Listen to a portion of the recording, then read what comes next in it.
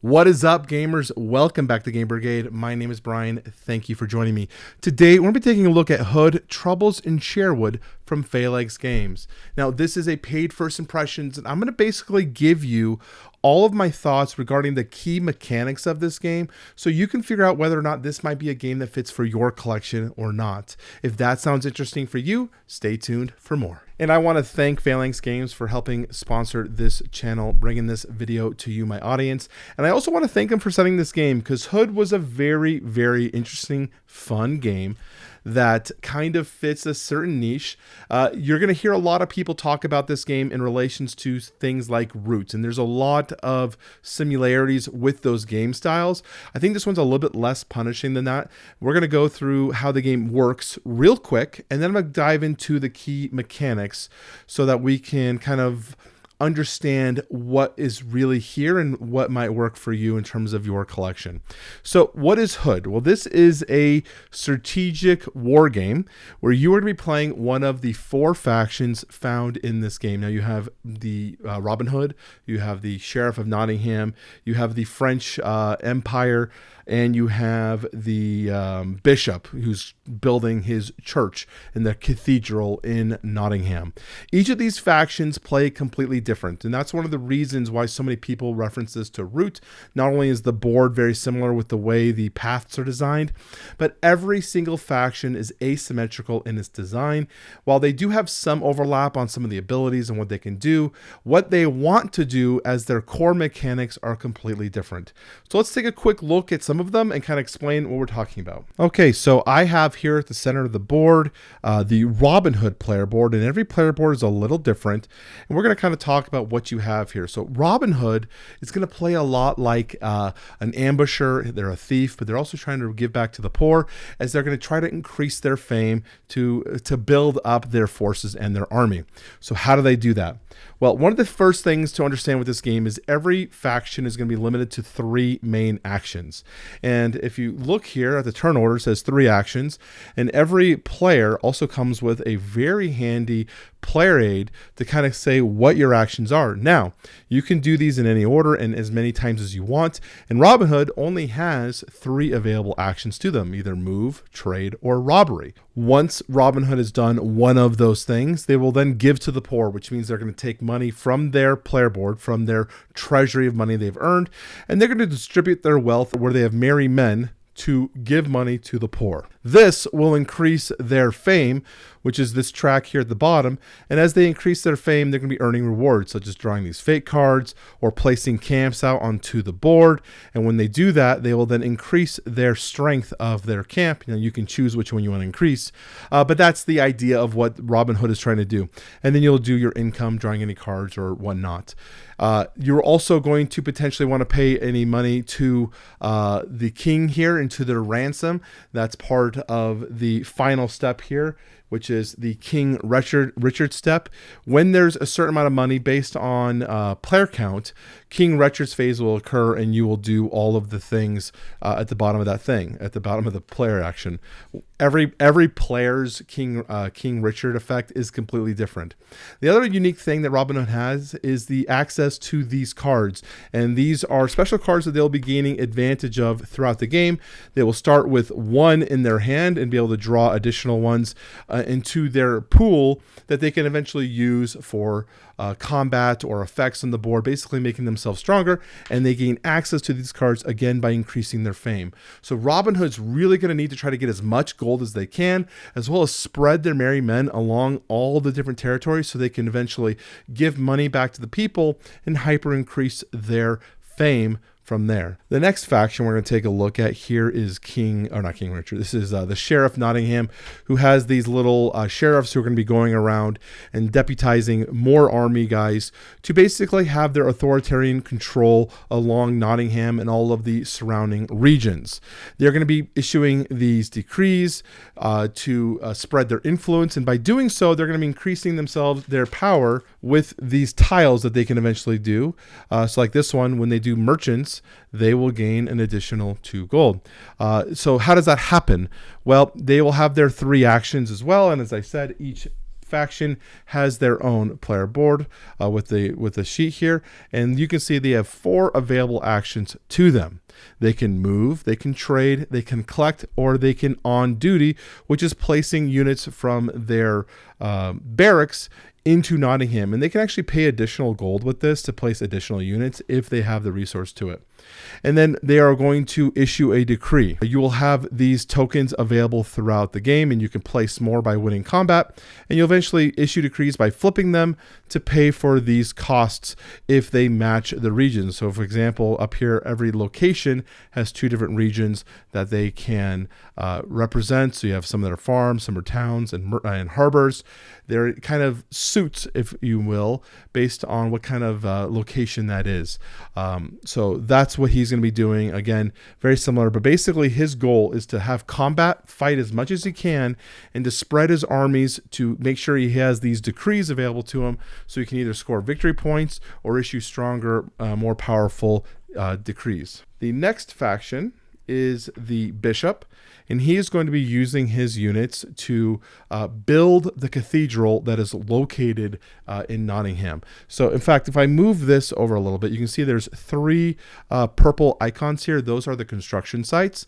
And if I go to a location where another player is, I can actually take their guys and send them to the construction site and then use them to construct my building. So know that this is what this means, but you can only have 1 unit of a faction within the 3. So if you want to have all 3 occupied and use them as workers, you're going to have to make sure you get each faction other than your own. And you'll also have to use your own workers potentially in Nottingham to construct some of these buildings. So how does that work? Well, you have some of these building tiles here that you're going to construct, and the cost of those buildings, let me move this over a little bit, is located here on your player board. So for example, the first one only costs 1 worker and it scores 1 victory point. Once you've done that, you're going to take one of these tiles and you're going to place it somewhere on the board. These tiles have a dual effect. You're going to place it on the face upside here, which shows the house. And this is an ability that other players can now take advantage of. But if they do that, they're going to be giving you victory points. And then it's going to flip over. And then you, as the bishop, are the only one who can activate this ability, which will then flip it back over. The other benefit is once you construct a building utilizing that cost, you're then going to cover it with one of your benefits. So in this case, we're going to get an Inquisitor, which is a stronger unit that we can add to our pool of players, or we can actually add some tiles that give me passive bonuses throughout the game. The Bishop will play very different than most of the other factions because they are kind of not worried about combat as much, but combat can be also useful as they're trying to build these buildings and score victory points. They also have an alternate win con where they can just build the cathedral itself and score 5 victory points, but it does require 5 workers for that. So that is a very strong ability, but it is a very expensive ability. And the final one we're going to talk about here are the French Nobility. They are going to be playing completely different because unlike all the other factions, when a French nobility unit moves into a territory containing another unit, usually that would always incur combat. There's only a few situations where combat doesn't occur. The French nobility will never cause combat from movement. The only other situation that I've seen are the priests, the bishop. They can choose not to enter combat if they wish, but the French will always skip combat. Now, that doesn't mean they can't fight because one of their abilities of their 3 actions is to duel, which means they are going to do a 1v1. So if there is a merry man here with my knight, I can choose to duel this 1v1. And that could mean even if there was 2 merry men, I would still be choosing to fight only the one, because you combine the power of all the units. These merry men have 1 power, my knight has 3, and then you'll go into combat. But what the French nobility is trying to do, because they're kind of different, they're not trying to fight, they're actually trying to increase the power of everyone else by giving them deeds, basically nobility titles and decrees and whatnot. And when I get them, you will be turning cards in. It's kind of, this is very complicated. I don't want to get too much into this. Basically, you're going to pay a cost, score the victory points on the card, and then give this to another player, which is going to give them an additional benefit. It's going to increase the power of the other player. But a lot of the times, these do not allow you to use them when attacking the French player. So you are going to try to help boost up the all the other factions so they can fight each other more effectively, and then you can use that to score victory points or do some sort of negotiation with players. I really enjoy that type of gameplay. So that's the 4 current factions, and I don't know if they're going to add any more. I highly doubt they would add more based on the player board only having 4 down here, but you never know. Maybe they have French Nobility, but different versions of the French Nobility. That would actually be kind of cool, to be honest with you, if I saw something like that. So let me pull this over and talk about my thoughts on this game after my plays to give you guys my impression. And the first thing, the asymmetrical factions. Obviously, we just went through all of them. I don't think these factions are inherently complex. It might feel overwhelming for people in the beginning.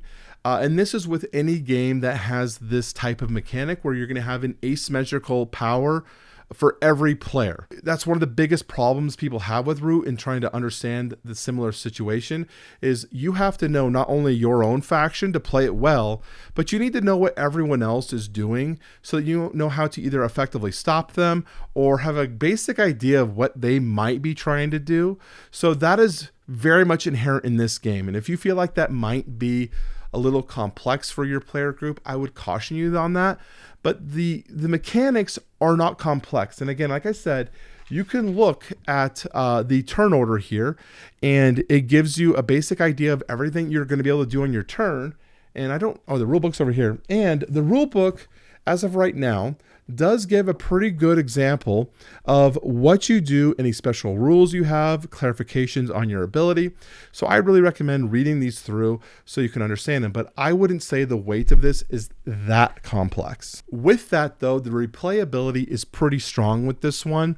I found that the mixture of all the different powers and the different types of strategies and things you can implement really do kind of come into a very fun, complex war game that seems to get better as the group gets better. I think your best experience with this game might be after 2 or 3 plays, once everyone has kind of learned the mechanics of the game, has gone through those rough waters in the first maybe 1 or 2 plays, and has a good idea of what everyone's trying to do as you try to score your own victory points and kind of understanding the mechanics of each of these factions. The other thing I thought was really interesting that really came up to, and especially for me, I played the French on the last game, and pull over this player board, you can see the French have a lot more actions than the other units. Now, it's not like saying that Robin Hood's a weaker faction because he has less actions. In fact, this made it so that you have this really interesting tension going on with the game where you feel like you don't have enough actions to complete everything you need to do, because you need to figure out a way to build your economy. You need to figure out a way to spread your influence so that you can influence the board and take advantage of your available actions. You need to find ways to develop your board by taking those available actions and making sure you're in a position for that. And also potentially dealing with whatever your opponents are trying to do as they try to stop you. Because maybe I'm trying to, for example, do my espionage ability, which is one way to gain some of these fake cards. But maybe my opponents attack me before I'm able to get my units in position and do that. So there's a really interesting dynamic with that where you're really, and I feel like that with all the factions, that every faction really feels a constraint with what they want to do, with what they need to do, and where they can kind of meld those two together. One of the other things I thought was really interesting is, well, interesting, but not something that's interesting, but more. One of the other things that is pretty cool, very similar to other games in this kind of genre, are that the game isn't going to be one that's going to be dragged out or something that's going to take a long time, because there is a finite amount of time that players can play, and that is set by 25 victory points, at least based on the player counts that we play, which is 4 player. 25 victory points is the amount that you're going to try to reach as players race up the track, scoring their victory points in their own unique way. Now, what I like though is the game can get kind of tense at the end, where players are kind of like understanding, oh, I can maybe get 2 or 3 victory points in my turn, which will hit that 25 point. But if you do, that will end the game at the end of that current round. So other players can eventually take those turns and maybe have some ways to score additional victory points. You kind of have to play around it and make sure that you can end the game when you can, but also score as many points as you can when that end game triggers, because whoever has the most points at the end of the game will be the winner. And I like how there's that tension as you come around the 20 to 22 victory points and everyone's kind of jockeying a little bit for those positions as you kind of game yourself into positioning yourself into gaining those final 3 or 4 points. I think that's a really, really cool idea. Now, one of the other things I thought was really interesting is how the game kind of melds two different types of game styles together, which is area control as you're trying to control different regions and taking the benefits that they might have, with objective based victory point scoring, which might be just doing what your faction is good at. And there's really no way that I could say is the correct way. Either way it might work, but you might say certain factions are more aligned to doing certain things. Like the Sheriff of Nottingham is definitely more of an aggressive faction. They definitely want to get into as much combat as they can, but make sure that they're winning that combat. So they want to come in with overwhelming forces, but you don't want to be too jumbled together, because it allows players to take advantage of you with their special abilities, like the bishop taking some of your units to the cathedral for work, or the spies using their espionage to gain additional cards and whatnot. So I do like the area control aspect with the objective control. Are you going to go for your player board and giving out these tiles, or do I want to go for more combat with my dueling because I have stronger units inherently and I can just take them out, which slows them down because now they have to spend resources to redeploy their units. I kind of like that difference in actions comparatively to other games in these similar genres, which kind of force you to kind of do the thing. Like, this is the thing I do, and I'm just going to do that thing. I like that there's a little bit more give and take in terms of playing this as a true war game versus also playing it as a objective control game, and that kind of melding between the two. One of the other things I kind of talked about was the development, and I kind of want to hammer on that because I think it's important. When I originally played this game, you kind of look at it like, okay, I see my guys on the board that I start with, I have additional units I can deploy. I want to get out there and maybe get some gold and make some ransom and do things. But developing your board and your available strategies is a key component to this that is not seen in too many other games, because every faction has their own unique way of developing themselves, either by getting stronger units with the Inquisitors, with the Bishop, or by me being able to get my Knights here with my French Nobility. These are stronger units. They impact the board, but they definitely take a little bit longer. So there is that kind of give and take that you're going to have to deal with as you're trying to figure out how do you stay competitive in the early game, but also try to develop your board so you can get your stronger units that have more passive abilities through your decrees and your titles. I think that's a really cool strategy. So overall, what are my thoughts on Hood, Troubles in Sherwood? I will say that I really enjoyed this game, and I know this is a sponsored preview first impression video, but take it from me as Brian talking to my audience, guys. I don't lie to you when I talk about games or things. This game has a really good footing. Now, there are things I would love to see because I want to make sure that this game is expandable or potentially can add even more replayability, because while there are 4 factions that do add a good solid amount of playability in this core box to remain competitive in the market or to extend its potential lifespan of the game, I would love to see more factions or something in that vein. And as I mentioned earlier in the video, because they have these 4 pre-printed faction boards, they're not totally pre-printed in the same way though, because they are just icons of the color. You know, the fruit-de-lis, you have the lion and whatnot, the arrows for Robin Hood.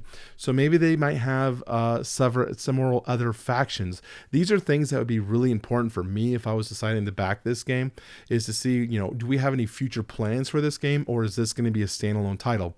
Not to say that this alone isn't a great game for a standalone title, because I think it is, but for long-term collection use, I would love to see if they have any expansion aspects to it. Again, I also want to make sure I wrote this down in my notes to make sure to talk about the steep learning curve. I said steep learning curve, must know your faction, but also your opponents.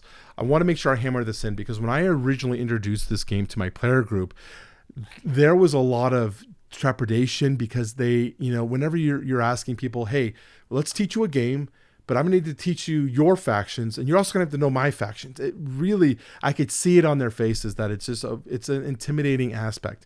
But once you start the game, it really flows really well because it's very much outlined on your thing. Do any beginning of turn things.